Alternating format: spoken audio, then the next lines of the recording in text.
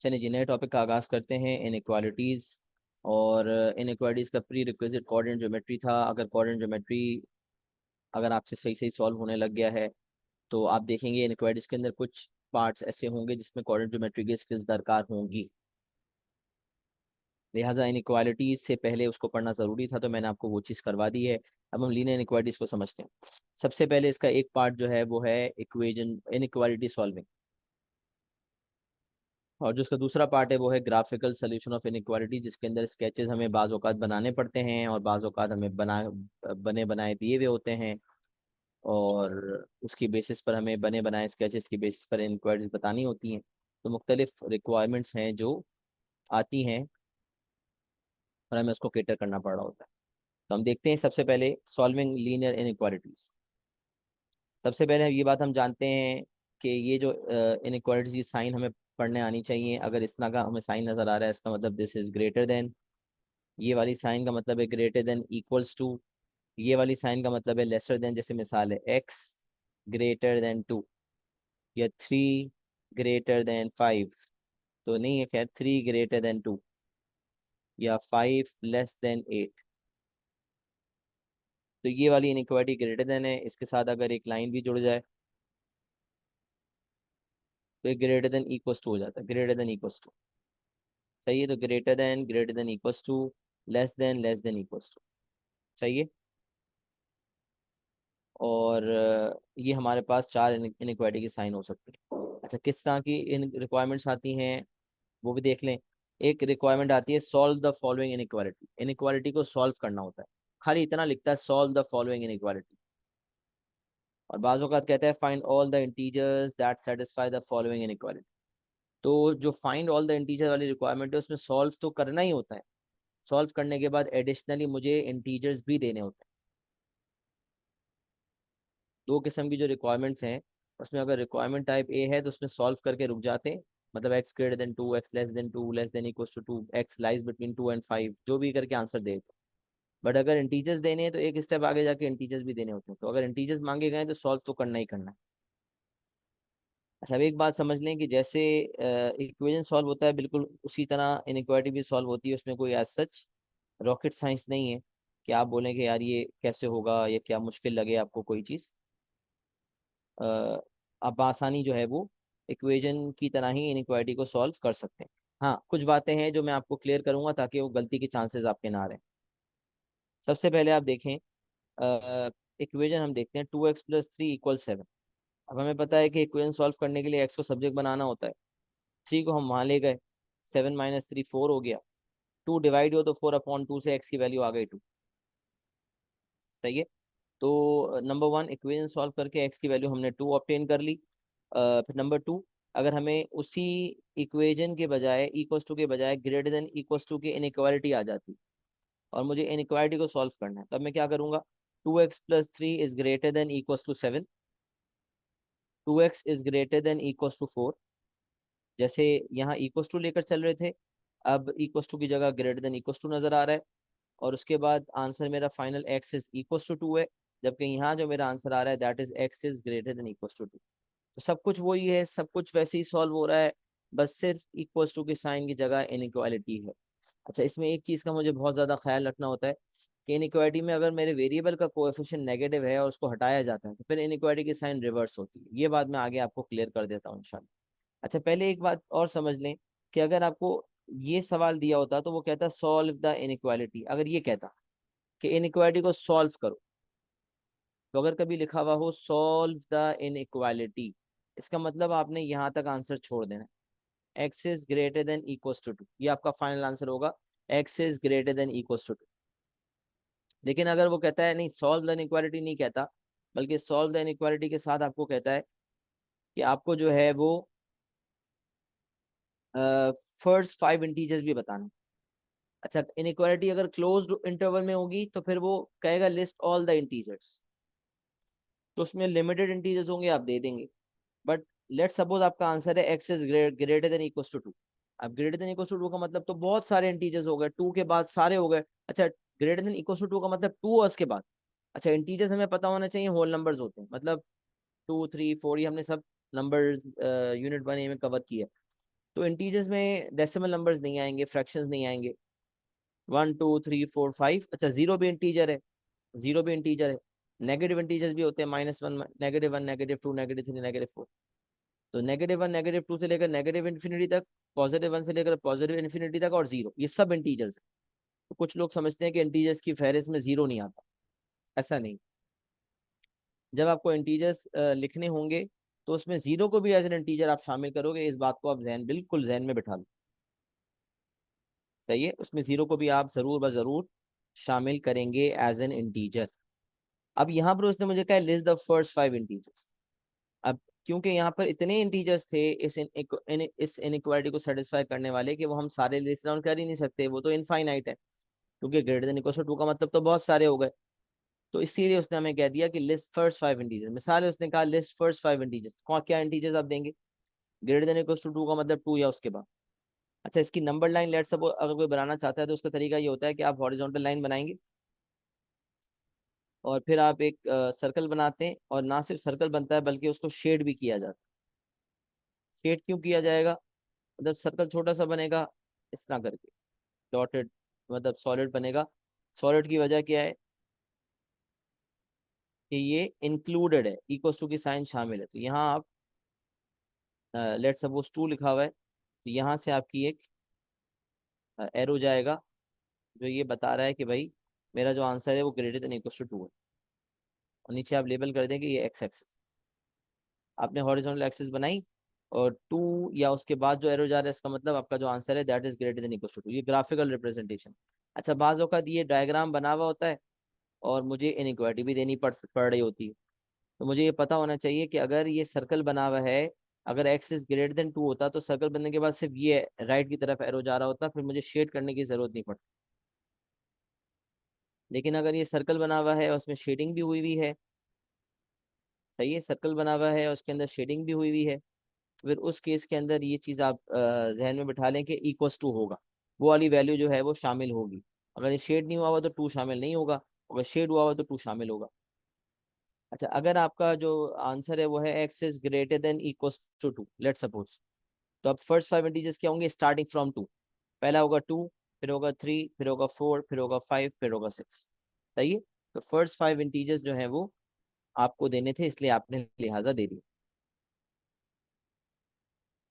अच्छा, अब मैं यहाँ पर जो है एग्जाम्पल 3 और 4 भी आपके सामने सॉल्व करता हूँ, फिर आप 3 और 4 तक कॉपी करेंगे तो फिर हम 5 की तरफ बढ़ेंगे इंशाल्लाह। और ये नोट भी फिर डिस्कस करता हूँ कि whenever there is a negative sign with the variable and that negative sign is removed, the inequality sign would be reversed। inequality sign को रिवर्स कर दिया जाएगा। अच्छा, अब जरा सॉल्व करते हैं, थर्ड वाला देखते हैं। 3x - 5 is less then 2x - 15। 3x - 5 is less then 2x - 15। अब आपको मैंने कहा है कि इनइक्वालिटी को आपने इक्वेशन की नज़र से ही देखना है कि ये इक्वेशन ही है, बिल्कुल वैसे ही सॉल्व होना है। बस इनइक्वालिटी की साइन रहेगी, रादर देन इक्वल्स टू हम उस साइन को लेकर घूम रहे होंगे। तो सबसे बेहतर और प्रेफर्ड तरीका ये होता है कि आप वेरिएबल को ऐसी तरफ मूव करें जहां मूव करने के बाद वेरिएबल का जो कोएफिशिएंट है वो पॉजिटिव रहे। It is better to move variable in such a way that the coefficient of variable remains positive. तो अगर यहाँ 3x - 5 लेस देन 2x - 15 है, तो आप 2x को शिफ्ट करेंगे। जब आप 2x को शिफ्ट करेंगे लेफ्ट साइड पर, तो ये हो जाएगा 3x - 2x, और -5 को आप वहाँ शिफ्ट कर देंगे। 3x - 2x is less then -15 + 5। -15 यहीं रहेगा, ये जो -5 है ये वहाँ चला जाएगा और +5 हो जाएगा, और ये जो 2x है ये लेफ्ट पे आ जाएगा। तो ये हो जाएगा 3x - 2x is less then -15 + 5। अच्छा, -15 + 5 इज -10, और 3x - 2x इज x। तो ये हो जाएगा x इज लेस देन -10। जैसे इक्वेशन सॉल्व होता है वैसे ही सॉल्व हुआ, बस फर्क ये था कि हमने जो है यहाँ पर तो मसला इसलिए नहीं था कि 3x - 2x पॉजिटिव x बन रहा था, लिहाजा इनइक्वालिटी साइन चेंज करने की या रिवर्स करने की जरूरत नहीं पड़ी, और मेरा answer simply x is less than -10 आ गया। अब अगर मैं एग्जाम्पल नंबर 4 देखता हूँ, in comparison to what I have done in example number 3, काम तो वैसे ही करना है लेकिन एक चेंज है। वो चेंज क्या है वो मैं आपके सामने रखना चाहता हूँ। अगर -2x + 7 greater than equal to 5x + 21 है, तो इसको मैंने करने के लिए 2 मेथड्स आपके सामने रखे। There two methods that I have written, दो मेथड्स मैंने आपके सामने इस वक्त रखे हुए, चाहूंगा कि दोनों आप अच्छी तरह देख लें। पहला मेथड ये मैंने लिखा हुआ है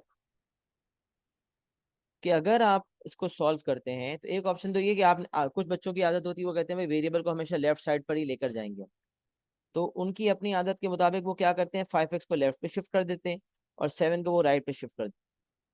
अगर कोई बच्चा इस आदत को फॉलो करता है तो वो क्या करेगा, 5x को वहां ले जाएगा तो -2x माइनस 5x हो जाएगा, 7 को वहां ले जाएगा तो 21 माइनस 7 हो जाएगा, तो -2x minus 5x is greater than equal to 21 minus 7। अच्छा, -2x माइनस 5x बन गया -7x और 21 माइनस 7 बन गया 14। अच्छा, अब इसके बाद गलती ये होती है कि बच्चा ये समझता है कि जब मैं पूरे -7 को जब क्रॉस मल्टीप्लाई करवाऊंगा तो 14 अपॉन -7 -2 बन जाएगा और मेरा आंसर हो जाएगा x is greater than equal to -2। ये गलती है, तब ये इनइक्वालिटी के साइन में गलती है। तो ये बात बताना चाहूंगा कि जब भी वेरिएबल के साथ वेरिएबल का कोएफिशिएंट नेगेटिव है, एक्स इज द वेरिएबल, जो नंबर वेरिएबल के पीछे लिखा होता है उसको कोएफिशिएंट कहा जाता है। If the coefficient of the variable is negative and if we are making it positive, then the inequality sign will be reversed. यही बात यहाँ लिखी हुई भी है, whenever there is a negative sign with the variable, जब भी variable के साथ नेगेटिव साइन है and that negative sign is removed, और इस माइनस साइन को मैं हटा देता हूँ, अब चाहे क्रॉस मल्टीप्लाई करके ही हटा दें, तो अगर आप लेट सपोज ऐसा करते 14 अपॉन -7 आप कर भी रहे, आपने कहा क्योंकि वेरिएबल के साथ माइनस था पॉजिटिव हो चुका है लिहाजा greater than equal to less than equal to में कन्वर्ट हो जाएगा, ये हो जाएगा x is less than equal to -2। और एक स्टेप ये भी हो सकता है कि आप डायरेक्ट क्रॉस मल्टीप्लाई ना करें, आप कहेंगे पहले मैं वेरिएबल को माइनस से प्लस में करता हूँ वेरिएबल के कोएफिशिएंट को, उसके लिए आप पूरी इनइक्वालिटी को माइनस से मल्टीप्लाई कर, ताकि स्टेप बाय स्टेप हो जाए, ताकि आप कहीं गलती ना करें। तब आपने माइनस से मल्टीप्लाई, तो -7 को वहां जल्दी में आप क्रॉस मल्टीप्लाई करेंगे वो भी कर सकते हैं, बट उस प्रोसेस में आपको याद रखना है कि इनइक्वालिटी रिवर्स करनी होगी। तो -7 जब और इसके अलावा पॉसिबिलिटी है कि पूरी इनइक्वालिटी को माइनस से मल्टीप्लाई करें तो -7x बन जाएगा +7x प्लस 14 बन जाएगा -14, और ये जो ग्रेटर देन इक्वल टू है ये बन जाएगा less than equal to. -7x बन जाएगा +7x, greater than equal to बन जाएगा लेस देन इक्वल टू, और +14 बन जाएगा -14। तो -7x greater than equal to 14 gets converted to 7x is less than equal to -14, और फिर x का कोएफिशिएंट 7 जो है अब आप डिवाइड कर देंगे, -14 अपॉन 7 इज -2। अब देखिए वेरिएबल के साथ कोएफिशिएंट जब पॉजिटिव हो चुका है तो अब उसको भेजेंगे तो अब इनइक्वालिटी की साइन वही रहेगी, उसमें कोई चेंज नहीं आएगा, क्योंकि मैंने माइनस से मल्टीप्लाई करके पहले ही कोएफिशिएंट को पॉजिटिव कर दिया। तो ये 7x less than equal to -14 हो जाएगा और आंसर आ जाएगा x is less than equal to -2। अच्छा, दूसरा तरीका ये हो सकता है कि बच्चा बोले सर ये जो नेगेटिव कोएफिशिएंट है इसको पॉजिटिव करने के चक्कर में मैं इनइक्वालिटी साइन को रिवर्स करना भूल भी सकता हूँ, तो इसका क्या हल है? तो इसका वही हल है जो मैंने शुरू में बात की कि इट इज ऑलवेज प्रेफर्ड कि आप वेरिएबल को ऐसी तरफ मूव करें जहां उसका कोएफिशिएंट पॉजिटिव ही हो जाए। तो शिफ्टिंग के दौरान ये डिसाइड करें कि राइट वाले वेरिएबल को लेफ्ट पर लेकर आऊं या लेफ्ट वाले वेरिएबल को राइट पर लेके जाऊं, and my objective will be कि मैं ऑब्जेक्टिव ये होगा कि मैं कोएफिशिएंट को पॉजिटिव कर दूं। अगर इस ऑब्जेक्टिव के साथ आप काम कर रहे हैं, लेट सपोज -2x को जब आप वहां ले जाते हैं तो -2x वहां जाके हो जाएगा +2x, तो ये हो जाएगा 5x + 2x, और ये 21 को यहाँ ले आएंगे 7 - 21।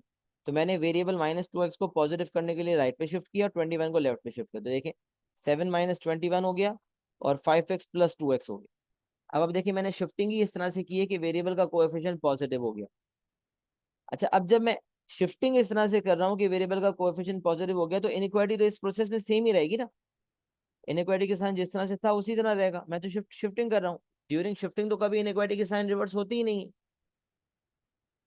शिफ्टिंग के दौरान याद रखें, शिफ्टिंग के दौरान कभी इनइक्वालिटी की साइन रिवर्स नहीं होती, बल्कि जब नेगेटिव कोएफिशिएंट पॉजिटिव में कन्वर्ट होता है, वेरिएबल के साथ जब नेगेटिव कोएफिशिएंट होता है वो पॉजिटिव में कन्वर्ट होता है तो इनइक्वालिटी रिवर्स होती है, वैसे नहीं होती।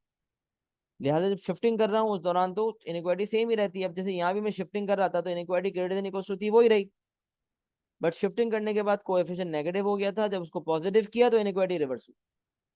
लेकिन जब मैं मेथड 2 को फॉलो कर रहा हूँ, वेरिएबल की शिफ्टिंग जब मैं कर रहा हूँ तो इस तरह से कर रहा हूँ कि उसका कोएफिशिएंट पॉजिटिव हो जाता है, तो ड्यूरिंग शिफ्टिंग तो इनइक्वालिटी सेम ही रही। 7 - 21 greater than equal to 5x + 2x, 5x + 2x हो जाएगा 7x, 7 - 21 हो जाएगा -14, ये हो जाएगा -14 is greater than equal to 7x। 7 आपका क्रॉस मल्टीप्लाई होकर डिवाइड हो जाएगा, ये हो जाएगा -14/7, -14/7 बन जाएगा -2। अब आपका आंसर आ रहा है -2 is greater than equal to x। आप इस तरह भी आंसर देते हैं तो ये एक्सेप्टेबल है, ऐसा नहीं है कि एक्सेप्टेबल नहीं, बट सोचे ना कि -2 greater than equal to x पढ़ने में थोड़ा ऑफ लगता है, तो इसीलिए बेहतर है कि इसको अदर वे राउंड लिख दिया जाए कि अगर -2 x से बड़ा है तो इसका मतलब x यकीनन -2 से छोटा होगा। -2 greater than equal to x है, लिहाजा x is less than equal to -2। इस फॉर्म में आप आंसर देने के बाद फिर इस वाली फॉर्म में आंसर दे दो। वैसे ऊपर वाली फॉर्म भी एक्सेप्टेबल होगी, कोई मसला नहीं है, लेकिन जाहिर सी बात है कि अच्छी आदत होती है वो यही होती है कि जिस तरह से आंसर एग्जामिनर देता है, एग्जामिनर इस तरह ही आंसर देगा तो आपने भी इसी तरह देना है। वो ही तो लिख देता है और इक्विवेलेंट, लेकिन फिर बाज़ औक़ात वो गलती ना कर जाए, लेकिन गलती करेगा भी नहीं, मसला कोई नहीं है, लेकिन देखने में भी तो अच्छा लगना चाहिए। तो इसीलिए मुतमईन होने के लिए आप इस फॉर्म में आंसर दें। तो अगर -2 greater than equal to x है तो x less than equal to -2 होगा। ये आपका चौथा एग्जाम्पल भी क्लियर हो गया, सही है।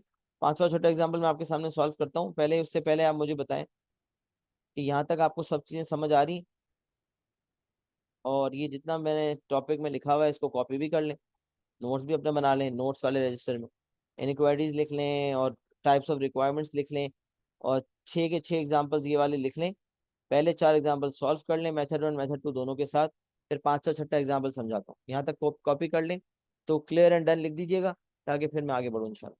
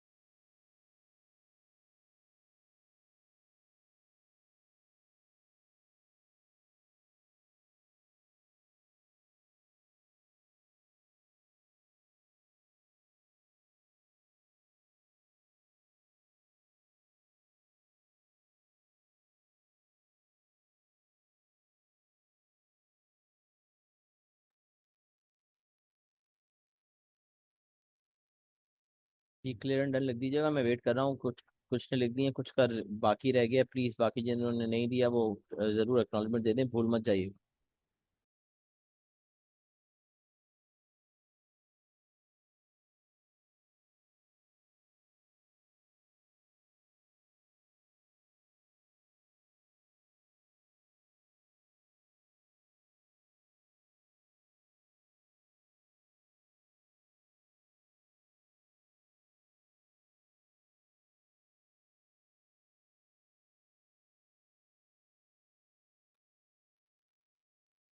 अच्छा जी, अब देखते हैं एग्जाम्पल नंबर 5 और 6 देखते हैं। एग्जाम्पल 5 है -11 is less than equal to 2x - 3 less than equal to 21। सही है।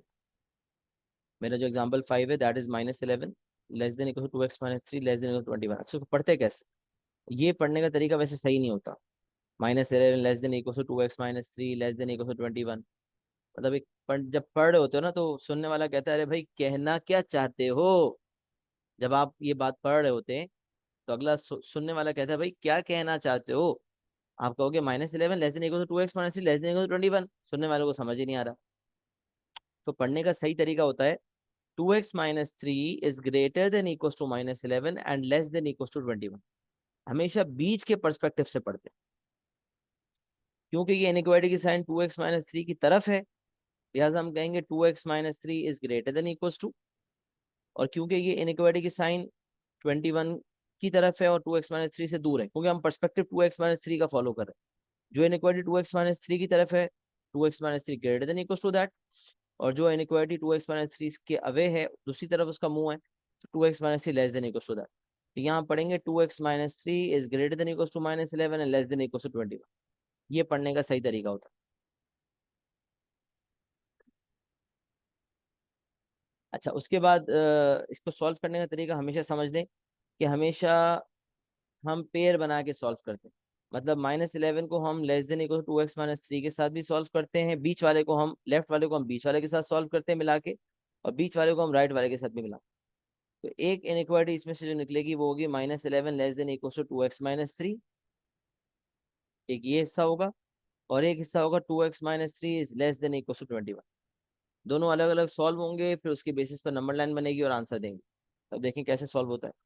सबसे पहले हम पहला वाला कर लेते हैं, -11 less than equal to 2x - 3। ये आपको नजर आ रहा है, -11 -11 less than equal to 2x - 3। अब अगर आप सॉल्व करते हैं तो -3 को आप यहाँ शिफ्ट करेंगे, -11 + 3 is less than equal to 2x। -11 + 3 is -8, -8 is less than equal to 2x, 2 divide होगा, -4 is less than equal to x। लेकिन अगर आप x के परस्पेक्टिव से बात करें तो इसका मतलब है x is greater than equal to -4। क्योंकि मैंने आपको कहा ना पर्सपेक्टिव x का देखना होता है, असल चीज ये होती है। तो x is greater than equal to -4। अच्छा, मैंने नंबर लाइन बनाई, x लिखा, -4 मार्क किया, और x is greater than equal to -4 की नंबर लाइन बना दी। तो मैंने इनइक्वालिटी का एक हिस्सा सॉल्व किया और जो भी आंसर आया नंबर लाइन पे बना दिया। अच्छा, दूसरे हिस्से में बात करते हैं, 2x - 3 is less than equal to 21। 2x - 3 less than equal to 21 solve किया, 3 वहां गया, 21 + 3 हो गया विच इज 24। फिर 2 डिवाइड हुआ, तो 21 + 3 24 divide by 4, divide by 2 sorry, 21 + 3 24 divide by 2 is 12। यहाँ से आंसर आ गया x is less than equal to 12। अब एक तरफ से आ रहा है x is greater than equal to -4, और एक तरफ से आ रहा है x is less than equal to 12। तो यहाँ से भी आपने मार्क किया, 12 पे आप गए, सर्कल मार्क किया, उसको शेड भी किया और लेफ्ट पे ले गए। अब आपके दो आंसर आ रहे हैं, एक आंसर आ रहा है x is greater than equal to -4, और एक आ रहा है x is less than equal to 12। x is greater than equal to -4, x is less than equal to 12। अब अगर आप ये वाला आंसर भी दे देते हैं और ये भी दे दें तो फिर तो आप सब कुछ दे रहे हैं, क्योंकि ग्रेटर देन इक्वल टू -4 का मतलब है -4 से लेकर पॉजिटिव इन्फिनिटी तक सब कुछ, और लेस देन इक्वल टू 12 का मतलब है 12 से लेकर नेगेटिव इन्फिनिटी तक सब कुछ। तो फिर तो कुछ बचेगा ही नहीं ना। सारे पॉजिटिव इंटीजर्स भी शामिल हो गए और नेगेटिव भी शामिल हो गए। इसका मतलब आप तो ये कह रहे हो कि x belongs to real number. मतलब एक टर्मिनोलॉजी यूज होती है x belongs to real number, का मतलब एक्स तमाम नंबर ले सकता है, x can take any real number. नहीं, ऐसा तो नहीं है। तो इसका तरीका ये होता है कि जब पहली पहली पेयर को हमने सॉल्व किया, एक आंसर आया, दूसरे पेयर को सॉल्व किया, दूसरा आंसर आया, अब इन दोनों का कॉमन पार्ट हमारा आंसर बने। क्या होगा? इन दोनों का कॉमन पार्ट हमारा आंसर बनेगा। Always take common part as answer. ये बहुत इंपॉर्टेंट बात है। आपने नंबर लाइन बनाई, उसके बाद आपने टेक कॉमन पार्ट लेना है, कॉमन पार्ट आपने लेना है। नंबर लाइन पे बनाने के बाद टेक कॉमन पार्ट, या यही कर लेते हैं, common part will be your final answer.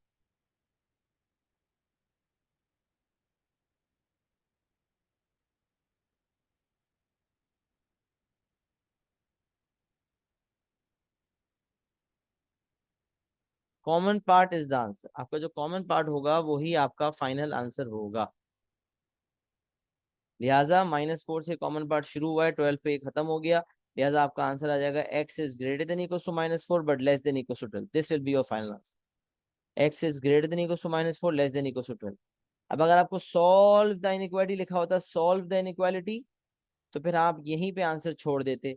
But अगर आपको कह रहा है लिस्ट ऑल द इंटीजर्स, तमाम इंटीजर्स भी लिखें, तो फिर -4 से लेकर 12 तक तमाम, -4 से 12 तक तमाम इंटीजर आपको लिखने होंगे, -4 से लेकर 12 तक, -4 -3 -2 -1 0, फिर 1 2 3 4 5 6 7 8 9 10 11 12, सारे इंटीजर आपको लिखने होंगे और आप लिख के आपका फाइनल आंसर लॉक हो जाए।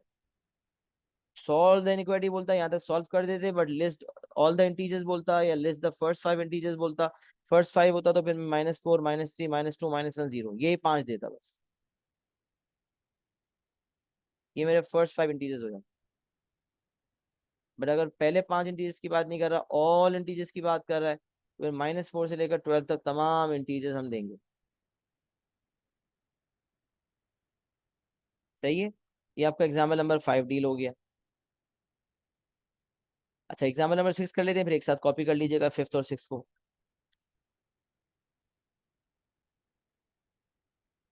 -5 is less than equals to 5x minus 7 less than equals to 20. 5x minus 7 is greater than equals to -5 but less than equals to 20. अब आप जब x का आंसर यहाँ से निकालोगे तो पहले सबसे पहले पेयर बनाओगे, -5 less than equal to 5x minus 7, ये एक अलग पेयर होगा, और 5x minus 7 less than equal to 20 एक अलग पेयर होगा। अच्छा, अब अलग अलग पेयर को आप सॉल्व करोगे और फिर फाइनल आंसर दोगे तो ये आपका फाइनल आंसर आएगा। अच्छा, यहाँ मैंने एक बात ये भी ऐड की, या ऐड करना चाहूंगा, कि अगर लेफ्ट पे भी एक्स होता, राइट पर भी एक्स होता, तो आपको सॉल्विंग करना आपके लिए जरूरी होता, लेकिन अगर एक्स सिर्फ बीच में, तो आप डायरेक्ट मेंटली भी कर सकते हो। देखो कैसे, ऊपर भी कर सकते हो। आपने कहा यार यहाँ -3, अगर -3 को भेजूंगा तो मैं -3 को इक्वेशन में तो एक तरफ भेजते ना, अब ये दोनों तरफ है, वहां भी भेजें यहाँ भी भेजें, ये समझ ले पूरी इनइक्वालिटी में +3 कर रहे हैं, तो अगर मैं +3 करूंगा तो ये -3 +3 कट जाएगा, यहाँ +3 हो जाएगा, यहाँ भी +3 हो जाएगा। अच्छा, फिर 2x को x करने के लिए डिवाइड बाय 2 करना पड़ेगा, तो डिवाइड बाय 2 यहाँ भी होगा, डिवाइड बाय 2 यहाँ भी होगा, डिवाइड बाय 2 यहाँ भी होगा, -11 +3 -4, सॉरी -8, -8/2 -4, यहाँ -4 आ गया, ये यहाँ पर x बच जाएगा, 21 + 3 24, 24/2 12, यहाँ 12 आ जाएगा, तो आंसर आ गया -4 से 12, तो ये आपका आंसर था -4 से 12। तो अगर कोई डायरेक्ट इनइक्वालिटी का आंसर देना चाहता है तो वो देख लेंगे लेफ्ट और राइट पे वेरिएबल तो नहीं है। अब यहाँ पर जैसे लेफ्ट और राइट पे सिर्फ नंबर है, तो आप डायरेक्ट मेंटली भी सॉल्व कर सकते हो कि -3 हटाने के लिए +3 किया थ्रू आउट, या यूं सोच लेना कि -3 को आपको वहां भेजना है, तो यहाँ भी भेजेंगे यहाँ भी भेजेंगे, क्योंकि दोनों तरफ इनइक्वालिटी की साइन, 21 + 3 24 और -11 + 3 -8, फिर 2 को क्रॉस मल्टीप्लाई करते हैं ना, तो एक तरफ कर रहे होते हैं, लेकिन यहाँ क्योंकि दो तरफ इनइक्वालिटी की साइन है, तो दो अलग अलग पेयर्स बन के सॉल्व होना था ना, हम तो एक साथ शॉर्टकट लगा रहे हैं, तो 2 लेफ्ट पे भी डिवाइड होगा, 2 राइट पे भी डिवाइड होगा, दोनों तरफ कर रहे होंगे ऐड भी और डिवाइड भी, तो अल्टीमेटली आपका आंसर आ जाएगा। इसी तरह यहाँ भी देखें, -7 को वहां भेजेंगे, +7 होगा, तो यहाँ भी भेज दें यहाँ भी भेज दें, -5 + 7 एंड 20 + 7, फिर 5x का आंसर आ जाएगा, 5 को भेजेंगे दोनों तरफ, तो यहाँ 5 डिवाइड होगा, यहाँ 5 डिवाइड होगा, तो 2/5 0.4 एंड 27/5 5.4, 27/5 इज 5.4, तो हमारा x का आंसर आ गया 0.4 से 5.4 तक। जैसे कि मैंने आपको यहाँ बताया कि आप बगैर किसी लंबे वर्किंग के डायरेक्ट भी कर सकते हैं, अगर लेफ्ट और राइट पर x इन्वॉल्व नहीं है, क्योंकि लेफ्ट और राइट पे सिर्फ नंबर्स इन्वॉल्व थे तो ये बहुत सिंपल था, वरना फिर मेंटली करना पड़ता, थोड़ा उसमें मुश्किल ज्यादा होती, इससे बेहतर ये होता कि आप पेयर बना के सॉल्व कर लो। आपका आंसर आ गया बिटवीन 0.5 एंड 5.4, तो ये फाइनल आंसर आपका होगा अगर आपको कहा जाता है सॉल्व द इनइक्वालिटी। सॉल्व में यही आंसर देंगे आप, बट अगर आपको कहा जाता है list all the integers which satisfy the following inequality, तो 0.4 से 5.4 के दरमियान तमाम इंटीजर्स आपको देने होंगे। तो पहला इंटीजर है 1, फिर 2, फिर 3, फिर 4, फिर 5। 5 इंटीजर्स हैं जो 0.4 से 5.4 के दरमियान लाई करते हैं। सही है। ये आपका एग्जाम्पल नंबर 5 और एग्जाम्पल नंबर 6, ये दोनों भी मैंने कर लिया। इसको भी कॉपी करें, कॉपी करके एक्नॉलेजमेंट दे दें, तो फिर इंशाल्लाह मजीद आगे बढ़ाते हैं गुफ्तगू।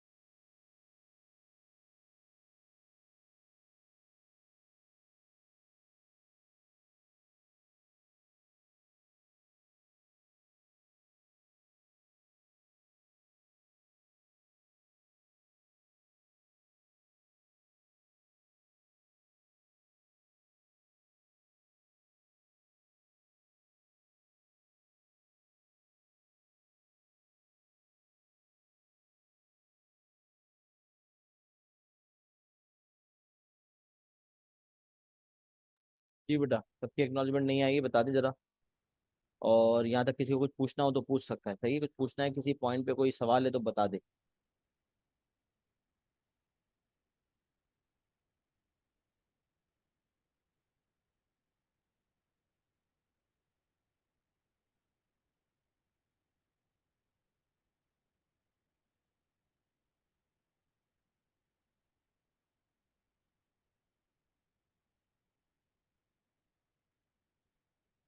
जी अब्दुलरहमान, आपने भी अब तक बताया नहीं। अमीर असलम नका हो गया, हाँ। सही है, सही है। जिसने एक्नॉलेजमेंट नहीं दी वो बता दे। वलीद का नहीं आई एक्नॉलेजमेंट, अब्दुलरहमान की नहीं आई।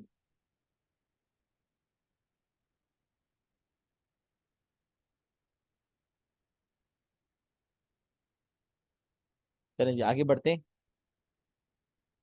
Graphical solution of inequalities. अब ग्राफ कभी बना हुआ होता है और आपको इनक्वालिटीज देनी होती हैं, और कभी कभार आपको ग्राफ इनइक्वालिटीज दी हुई होती है और ग्राफ खुद बनाना होता है और शेडिंग वगैरह करनी होती है। तो सबसे पहले थोड़ी सी बातें वन बाय वन डिस्कस करते हैं। ग्राफिकल सॉल्यूशन ऑफ इनइक्वालिटीज जो सेकंड पार्ट है, उसमें कुछ रूल्स हमें समझने हैं। तो सबसे पहले रूल नंबर 1 समझ लेते हैं कि अगर हमारी इनइक्वालिटी ग्रेटर देन या लेसर देन होगी, तो हमारी जो लाइंस ड्रॉ होंगी, अगर हमें ड्रॉ करनी पड़ रही हैं, तो वो डॉटेड लाइंस होंगी। जिस जिस इनइक्वालिटी में जो इनइक्वालिटी की साइन है उसमें इक्वल टू शामिल नहीं है, अगर इनइक्वालिटी की साइन में इक्वल टू शामिल नहीं है, तो इसका मतलब जो लाइंस हम बनाएंगे वो डॉटेड होंगी। या फिर अगर उसने लाइंस बना के दी हुई हैं, तो वो डॉटेड लाइंस बना के अगर वो दे रहा है, इसका मतलब जो इनइक्वालिटी मुझे देनी होगी उसमें इक्वल टू की साइन शामिल नहीं होगी। तो ग्रेटर देन हो या लेसर देन हो, draw dotted lines as points on the line are not included. क्यों ग्रेटर देन और लेसर देन में हम डॉटेड लाइन बनाते हैं? जो इक्वेशन लाइन हो, जो इक्वेशन होगा लाइन का, उसको प्लॉट करेंगे, बट वो जो लाइन बनेगी ना वो डॉटेड बनेगी। डॉटेड इसलिए बनेगी ताकि मैं बता सकूं कि इस लाइन पर मौजूद पॉइंट्स शामिल नहीं है। Draw dotted lines as the points on the line are not included. जबकि अगर उसके बनस्बत ग्रेटर देन इक्वल्स टू या लेस देन इक्वल्स टू होगा, तो इसका मतलब वो जो पॉइंट्स ऑन द लाइन है वो भी इंक्लूडेड होंगे। तो यही बात लिखी हुई है, draw solid lines as points on the line are included. If the points on the line are included, then greater than equals to or less than equals to. But if the points on the line are not included, then either greater than or less than equals to के sign शामिल नहीं होगी। ये एक rule है, आपको dotted solid का पता होना चाहिए इस टॉपिक के। डॉटेड का क्या मतलब है और सॉलिड लाइंस का क्या मतलब है, आपको बनानी है तो आप डॉटेड बनाएंगे, सॉलिड बनाएंगे, और उस एग्जामिनर ने डॉटेड बनाई होगी, आप समझ जाएंगे इनइक्वालिटी में इक्वल्स टू नहीं है, और सॉलिड बनाई होगी तो आप समझ जाएंगे कि इनइक्वालिटी में इक्वल्स टू है। अच्छा, फिर हम आ जाते हैं रूल नंबर 2 पे। For horizontal lines and slanting lines अलग रूल है, और वर्टिकल लाइंस के लिए अलग रूल है। अब जरा सोचें कि हॉरिजॉन्टल लाइन कैसे बनती है भाई। ये एक्स एक्सिस है, ये वाई एक्सिस। अब आपने एक हॉरिजॉन्टल लाइन बनाई, तो हॉरिजॉन्टल लाइन में ऐसे दो बातें आप समझ लें। एक चीज होती है रिक्वायर्ड रीजन, और दूसरी चीज होती है उसकी शेडिंग। सबसे पहले तो ये पता होना जरूरी है कि जो रीजन, कौन सा रीजन रिक्वायर्ड है। अब ऊपर वाला रिक्वायर्ड है, नीचे वाला रिक्वायर्ड है, राइट वाला रिक्वायर्ड है, लेफ्ट वाला रिक्वायर्ड है, which region is actually required. तो पहले तो इनइक्वालिटी का साइन देखकर आपको ये पता चल जाता है कि कौन सा रीजन रिक्वायर्ड रीजन। अब जब आपको इनइक्वालिटी का साइन देखकर ये पता चल गया कि कौन सा रीजन आपका रिक्वायर्ड रीजन है, तब आपको ये पता लगाना होता है कि किस रीजन में शेडिंग होगी। मतलब जो रिक्वायर्ड रीजन है वहां पर शेडिंग होगी, या जो नॉट रिक्वायर्ड रीजन है वहां पर शेडिंग होगी। अब ये जो सेकंड वाला पार्ट है ना, ये एग्जामिनर की रिक्वायरमेंट होती है, एग्जामिनर बताता है। इनइक्वालिटी का साइन देके what I can do is I can जज what is my required region, किस जगह, कौन सा रीजन जो मेरा रिक्वायर्ड रीजन है, किस जगह एक्स की वैल्यूज हकीकतन लाई करेंगी, वेरिएबल की वैल्यू किस रीजन में लाई कर रही होंगी। लेकिन अब जिस रीजन में वैल्यूज हैं, या जो रीजन रिक्वायर्ड रीजन है, क्या शेडिंग भी रीजन रिक्वायर्ड वाले में होगी या नॉट रिक्वायर्ड वाले में होगी, ये वाली गाइडेंस एग्जामिनर देता है। तो एक पार्ट एक चीज इनइक्वालिटी देखकर हम समझ जाते हैं, दूसरी चीज एग्जामिनर हमें गाइडेंस में बता देता है। इसीलिए मैं लिखा हुआ भी, टाइप्स ऑफ रिक्वायरमेंट क्या हो सकती है। Required region is to be shaded, और required region is to be kept unshaded. दो बातें अलग अलग है। जो रिक्वायर्ड रीजन है उसको शेड करो, और दूसरी रिक्वायरमेंट है required region is to be kept unshaded. Required region को अनशेडेड रहने दो।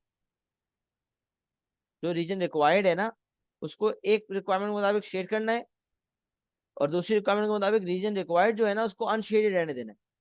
जब रिक्वायर्ड रीजन अनशेडेड रहेगा तो नॉट रिक्वायर्ड रीजन शेड हो जाएगा। इसीलिए अच्छा, रिक्वायरमेंट इस तरह भी आती है, show unshaded the region satisfied by the following inequalities. Show unshaded the region satisfied by the following inequalities. कह रहा है जो तमाम इनइक्वालिटीज को सेटिस्फाई करने वाला रीजन है ना, उसको आप अनशेडेड शो करो, उस रीजन को आप अनशेडेड शो करो। तो हम समझ गए कि रिक्वायर्ड रीजन को अनशेडेड रहने देना है। दो किस्म की बुनियादी रिक्वायरमेंट्स हैं, जो रिक्वायर्ड रीजन है उसको शेड करना है, या जो रिक्वायर्ड रीजन है उसको अनशेडेड रहने देना है। ये रिक्वायरमेंट कौन बताएगा? This requirement will be told in the exam and you will have to just follow it। सही है। तो दो किस्म की रिक्वायरमेंट है, शेडिंग कहाँ होगी, this will depend upon the requirement. लेकिन इनइक्वालिटी देखकर ये पता चल जाना चाहिए कि मेरा इनइक्वालिटी के साइन के मुताबिक कौन सा रीजन ऐसा है जो रिक्वायर्ड रीजन, कौन सा रीजन ऐसा है जो रिक्वायर्ड रीजन है, और फिर उस रिक्वायर्ड रीजन को शेड करना है या उसको अनशेडेड रहने देना है, ये एग्जामिनर की गाइडेंस बता रही होगी। अच्छा, हमने कोऑर्डिनेट ज्योमेट्री में तीन किस्म की लाइनें पढ़ी, vertical lines, x equals to 2, x equals to 5 and so on. फिर हमने पढ़ी horizontal lines, y equals to 2, y equals to 3, और एक हमने पढ़ी स्लांटिंग लाइंस। ये मैंने आपको बताया था कि स्लांटिंग लाइन वो वाहिद लाइन है जो y equals to mx plus c form में होती। तो वर्टिकल लाइंस होती हैं, हॉरिजॉन्टल लाइंस होती हैं, या स्लांटिंग लाइंस होती हैं, ऐसी लाइंस जिनका ग्रेडियंट ना जीरो हो और ना इन्फिनिटी हो, क्योंकि वर्टिकल लाइन का ग्रेडियंट इनफाइनाइट है, हॉरिजॉन्टल का जो ग्रेडियंट है वो जीरो होता है। तो ऐसी लाइंस जिनका ग्रेडियंट ना पॉजिटिव हो, ना जीरो हो, ना नेगेटिव हो, नेगेटिव तो होता ही नहीं है, नहीं नेगेटिव तो ग्रेडियंट होता है, लेकिन जीरो ग्रेडियंट अगर होगा तो हॉरिजॉन्टल लाइन, इनफाइनाइट ग्रेडियंट तो वर्टिकल लाइन, और इसके अलावा स्लैंडिंग लाइन वो होती है जिनका ग्रेडियंट ना जीरो होता है ना इन्फिनिटी होता है, बल्कि इनके दरमियान कुछ होता है, द डिफाइंड होता है। तो ये दो किस्म की रिक्वायरमेंट दोनों मैंने आपके सामने रख दी है, डॉटेड सॉलिड का किस्सा बता दिया। अच्छा, मैं वन बाय वन तीनों लाइन डिस्कस करता हूँ, और ये बात मैंने नीचे लिखी हुई जो मैं आपको बता रहा था कि रिक्वायरमेंट की बात करने के बाद और जो मेरा रिक्वायर्ड रीजन है, इन दोनों चीजों की बात करने के बाद वो बात जो मैं कब से दोहरा रहा हूँ, note the region to be shaded depends upon the requirement of the question as well as on the given inequality. क्या कहना चाहते हो भाई, जो रीजन टू बी शेडेड है ना, जो रीजन आपको शेड करना है, कि अनशेडेड जो नॉट रिक्वायर्ड रीजन है उसको शेड करना है या रिक्वायर्ड रीजन को शेड करना है, ये जो है this will depend upon the requirement of the question as well as on the given inequality. The region to be shaded is dependent upon two things. Number one, we should know कि उस inequality की sign की basis पर कौन सा region select होगा, and number two, the region to be shaded depends upon the requirement of the question as well as on the given inequality. Inequality की sign भी देखनी पड़ेगी और साथ साथ जो रिक्वायरमेंट ऑफ द क्वेश्चन है उसको भी रीड करना पड़ेगा, तब जाके मैं डिसाइड कर सकता हूँ कि कौन सा रीजन शेड होना है। और नंबर बी रिक्वायरमेंट है, always make y the subject before considering the inequality sign. जब स्लांटिंग लाइंस होती हैं तो वाई और एक्स दोनों इन्वॉल्व होते हैं, स्लांटिंग लाइंस में वाई और एक्स दोनों इन्वॉल्व हो रहे होते हैं। तो उस केस में यहाँ वाजे लिखा हुआ है कि always make y the subject before considering the inequality sign. Slanting line में हमेशा इस चीज का ख्याल रखेंगे आपके सामने इनइक्वालिटी की साइन सही वाली हो, उसका बहुत ख्याल रखना होता है। उसके लिए जरूरी है कि वाई को सब्जेक्ट बनाया जाए। Always make y the subject before considering the inequality sign, हमेशा वाई को सब्जेक्ट बनाए इनइक्वालिटी साइन को देखने के लिए, मतलब हमेशा always make y the subject before considering the inequality sign, हमेशा वाई को सब्जेक्ट बना के बाहर चेक करें। सही है। अच्छा, अब सवाल, स्लांटिंग लाइन क्या है भाई, अपवर्ड स्लोपिंग लाइन हो गई, डाउनवर्ड स्लोपिंग लाइन हो गई, ये स्लांटिंग लाइन कहलाती है। अच्छा, वर्टिकल लाइन क्या है, हर वो लाइन जो वाई एक्सिस से पैरेलल है वर्टिकल है, जैसे x equals to 2, x equals to 3 and so on. और हर वो लाइन जो वर्टिकल लाइन, अच्छा मैंने ये बताया था कोऑर्डिनेट ज्योमेट्री में, y equals to k form वाली जो लाइंस होती है ना वो हॉरिजॉन्टल होती है, क्योंकि y इक्वल्स टू 2 है या y इक्वल्स टू -3 है, तो हमेशा y इक्वल्स टू k वाली हॉरिजॉन्टल लाइंस होती हैं जो y से गुजरती हैं, और जो वर्टिकल लाइंस होती हैं वो x से गुजरती हैं और वर्टिकल लाइंस होती हैं। तो दोनों के लिए रूल्स अलग अलग है, लेकिन एक बात और समझ लें, जो हॉरिजॉन्टल के रूल है वो स्लैंडिंग के लिए। अब मिसाल है, ये मैं वन बाय वन बताता भी जाता हूँ, नहीं बल्कि यहाँ थोड़ा सा कॉम्प्लिकेट हो जाएगा, यहाँ पे समझाने दें। लेट सपोज हॉरिजॉन्टल लाइन बना लेते हैं, 2 लिखा है और ये y इक्वल टू 2 का इक्वेशन है, और मेरी इनइक्वालिटी एग्जामिनर ने दी है y इज ग्रेटर देन 2। अब आप जब कहा जा रहा है y ग्रेटर देन 2 या y greater than equal to 2 कर देते हैं, चलो अभी सॉलिड डॉटेड के चक्कर में नहीं जाते। अगर y greater than equal to 2 है तो आप बताएं कि रीजन अबव द लाइन होगा या बिलो द लाइन होगा। वाई इक्वल टू की जो लाइन है उससे ये ऊपर जाएगा, या रिक्वायर्ड रीजन, सॉरी शेडिंग नहीं, रिक्वायर्ड रीजन ऊपर होगा या नीचे होगा, ये बताएं। Y greater than equal to 2 में जो रिक्वायर्ड रीजन है मेरा, वो ऊपर होगा या नीचे होगा, अबव द लाइन और below the line. Y greater than equal to मतलब वाई 2 या उससे बड़ा है। अब सोचें, वाई 2 या उससे बड़ा है, very good Zoya, very good अमीर, सही है। वाई 2 से बड़ा है, तो वाई 2 से बड़ा है इसका मतलब कहाँ होता है वाई 2 से बड़ा, इस लाइन से ऊपर या इस लाइन से नीचे। बिल्कुल बिल्कुल इनसे अबव द लाइन। तो इसका मतलब अबव द लाइन मेरा रिक्वायर्ड रीजन है। अब अगर उसने कहा हुआ है कि जो रिक्वायर्ड रीजन है उसको शेड कर दो, मैं यही शेड कर दूंगा। बट अगर उसने कहा हुआ है कि जो रिक्वायर्ड रीजन है उसको आपने शेड नहीं करना, बल्कि उसको अनशेडेड रहने देना है। जब अबव द लाइन वाला शेड नहीं करना, तो फिर बिलो द लाइन वाला शेड कर देते, शेड कर देते। तो शेडिंग के लिए दो बातें मैटर करती हैं, इनइक्वालिटी का साइन और एग्जामिनर की रिक्वायरमेंट। इनइक्वालिटी का साइन बता रहा है कि ऊपर वाला रीजन रिक्वायर्ड है, लेकिन शेडिंग की रिक्वायरमेंट कह रही है कि जो रिक्वायर्ड है उसको शेड नहीं करना, उसके अलावा दूसरा शेड करना। इसलिए हम ऊपर नहीं कर रहे बल्कि नीचे शेड कर रहे हैं। सही है, ये बात समझ आ रही है। अच्छा, इसी तरह स्लैंडिंग में भी होगा। वाई को एम एक्स प्लस सी फॉर्म में स्लैंडिंग लाइन है। स्लैंडिंग लाइन की जो फॉर्म है वो है वाई को एम एक्स प्लस सी। सही है। हाँ हाँ, शेडिंग इंपॉर्टेंट है, बिल्कुल शेडिंग इंपॉर्टेंट है। शेडिंग किस जगह करनी है, कहाँ नहीं करनी है, तो एग्जामिनर गाइड करेगा ना, उसको फॉलो करना पड़ेगा, ऐसे तो नहीं कर सकते। बताएंगे कैसे उसको कौन सा रीजन रिक्वायर्ड है। अभी तो सिंगल सिंगल लाइन है, पहले एग्जांपल करवाऊंगा, फिर दो दो तीन तीन चार चार भी एक साथ लाइन से होती है और हमें बनाना होता है। अच्छा, अब देखिए, लेट्स सपोज ये y greater than equal to 2x plus 1 लिखा हुआ है। अब आप सबसे पहले तो y equal to 2x plus 1 की लाइन बनाओगे। सबसे पहले y equal to 2x plus 1 की लाइन बनाओगे। और लाइन स्केच करने के लिए आपको बताया था कि आपको 3 पॉइंट्स भी लेने होते हैं, दो भी ले सकते हैं, लेकिन दो से भी काम हो जाता है। 2 पॉइंट लेके आपने लाइन बना ली और स्केच कर लिया। y equal to 2x plus 1 की इक्वेशन है, आपने उसको प्लॉट किया, लाइन बना ली। लाइन बनाने का तरीका क्या है कि x की आप कुछ वैल्यूज ले लेंगे, 0 1 2, और अकॉर्डिंगली आपके पास y की वैल्यूज आ जाएंगी। तो y equal to 2x plus 1 अगर आपका इक्वेशन है, और उसी को इनइक्वालिटी में कन्वर्ट करके हो गया y greater than equal to 2x plus 1, तो कहाँ शेडिंग होनी चाहिए, रिक्वायर्ड रीजन कौन सा है और शेडिंग का होगी, दोनों चीजें मैटर करेंगी। ये लाइन बनाई मैंने, y greater than equal to 2x plus 1। पहले तो ये बताएं कि शेडिंग रिक्वायर्ड रीजन क्या होगा, तो मैंने ये लिखा हुआ है, चाहे स्लैंटिंग हो चाहे हॉरिजॉन्टल हो, अगर ग्रेटर देन या ग्रेटर देन इक्वल टू है ना, इसका मतलब above the line is required, horizontal के केस में भी और स्लैंटिंग के केस में भी। अच्छा, स्लैंटिंग भी डाउनवर्ड स्लोपिंग है या अपवर्ड स्लोपिंग है, let's suppose downward sloping line है, ग्रेटर देन का मतलब अब वाला रिक्वायर्ड है, लिख देता हूँ रिक्वायर्ड रीजन।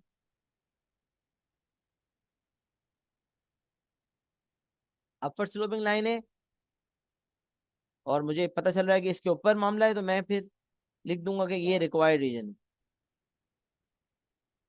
तो स्लांटिंग लाइन हो या फिर हॉरिजॉन्टल लाइन हो, अगर ग्रेटर देन या ग्रेटर देन इक्वल टू है, ग्रेटर देन में डॉटेड लाइन बनती है, ये बात आपको बता चुका हूँ। लेकिन ग्रेटर देन इक्वल टू में डॉटेड और सॉलिड का फर्क तो अपनी जगह रहेगा, लेकिन ये जरूर पता चल जाएगा इन दोनों में कि जो रीजन जो रिक्वायर्ड वाला है ना, वो लाइन के ऊपर की तरफ, region above the line is required. इसी तरह लेस देन इक्वल टू में फर्क ये कि लेस देन में और लेस देन इक्वल टू में माइनर डिफरेंस इक्वल टू का आ रहा है, डॉटेड लाइन बनेगी यहाँ पर और यहाँ बनेगी सॉलिड। सही है, तो greater than equal to region above the line is required, और लेस देन इक्वल टू में रीजन राइट, रीजन नहीं sorry, greater than equal to में region above required, less than equal to में रीजन बिलो रिक्वायर्ड। लेकिन जो vertical lines हैं जो x equal to के फॉर्म में होती हैं, उनमें अगर ग्रेटर देन इक्वल टू है, इसका मतलब region towards the right of the line is required. अभी अप डाउन की बात हो रही थी, अब राइट लेफ्ट की बात हो रही।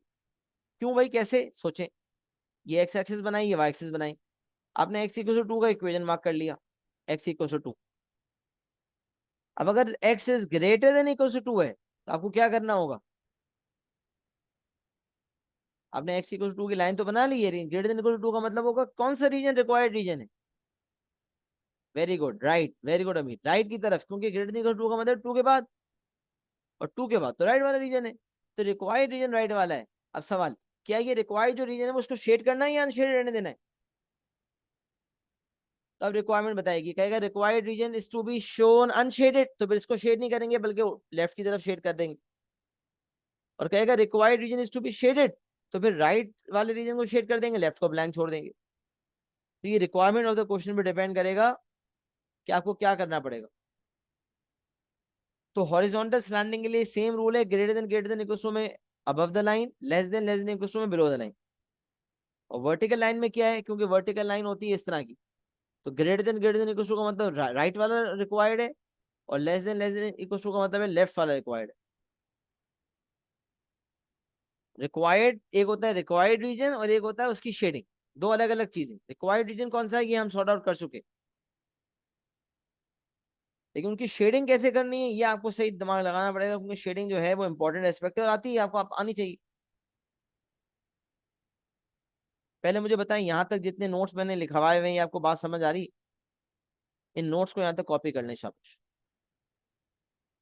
ये जो नोट्स आपको लिखे हुए नजर आ रहे हैं ना, ये नोट्स बड़े इंपॉर्टेंट है, ये नोट्स यहाँ तक कॉपी कर लें।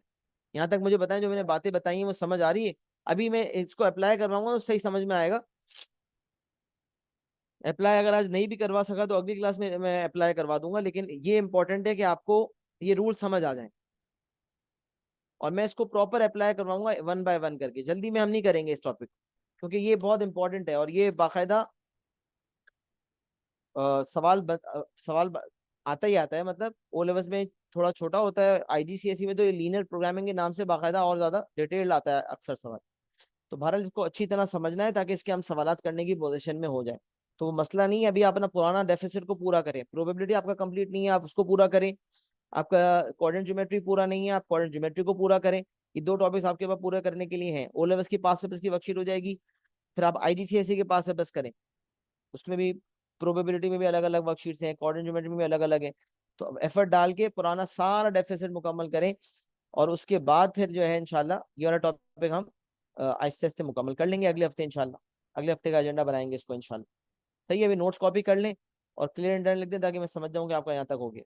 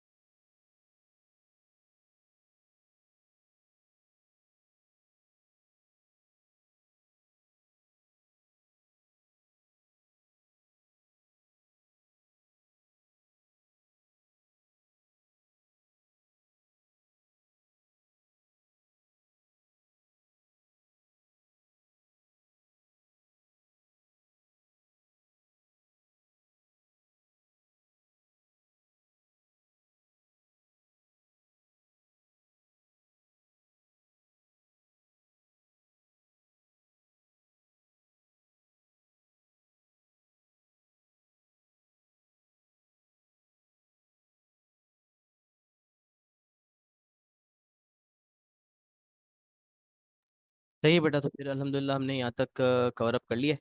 और नोट्स वगैरह जो मैंने लिखे हैं ये आप इंशाल्लाह इसका किसी ने नहीं लिखा तो वो स्क्रीनशॉट ले ले और मुकम्मल कर ले इसको इंशाल्लाह। फिर जो है मैं इसको यहीं से इंशाल्लाह इनइक्वालिटीज़ को मज़ीद आगे कंटिन्यू करूँगा। तब तक आप अपना डेफिसिट पूरा कर लें, कोऑर्डिनेट ज्योमेट्री, प्रोबेबिलिटी वगैरह पुराने टॉपिक्स को पूरा पक्का रखें। नेक्स्ट क्लास के अंदर इंशाल्लाह इनइक्वालिटी की एक्सप्लेनेशन को मुकम्मल करके फिर इसका भी टास्क आपको असाइन कर दूंगा, तो इससे पहले अपना पूरा डेफिसिट, पुराना डेफिसिट सारा मुकम्मल करके रखें। सही है। फिर ऐसा ना हो कि उस वक्त भी आप पुराना काम कर रहे हो, जितना पुराना काम है उसको वाइंड अप करें इंशाल्लाह। नेक्स्ट क्लास के अंदर इनइक्वालिटी के एक्सप्लेनेशन को मुकम्मल करके फिर इसका काम दूंगा, और सबने फिर इनइक्वालिटी का काम करना होगा। बिल्कुल मेरे साथ अलाइन रहें, क्योंकि अभी करने को बहुत सारी चीज़ें और पेस बढ़ेगी, तो फिर आप घबरा मत जाइएगा।